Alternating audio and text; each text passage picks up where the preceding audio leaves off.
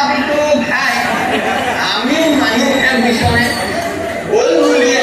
সদায় সদায় যদি একেটা কথাতে খেচ খেচাই থাকে কাম কৰি জানো শান্তি লাগে আমাৰ বৃদ্ধ ৰজাৰ কোনো কামেই নাই মহাৰাজ দুৰ্যোধনে আজি যদি এটা কাইলৈ আকৌ যুৱৰাজ মুখামণি ক'বগীয়া হয় নাযাব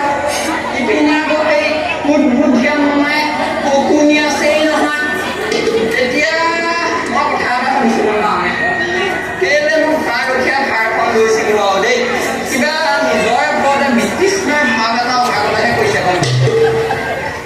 এতিয়া আকৌ মোক খালি এটা ক'বও নহয় কেনেবাকে যদি গম পায় একেবাৰে নচচা ফুলত নিদিব জানো দেখা নাইনে এই স্বয়ং ৰাজবধূ দ্ৰৌপদী অত ৰাজসভাখনৰ মাজত অত গুণী জ্ঞানী ব্যক্তিসকলৰ মাজত যিখন অপমান কৰিলে ঐ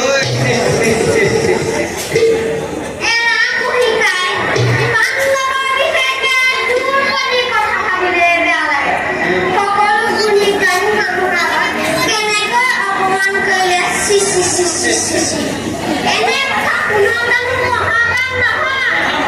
আমি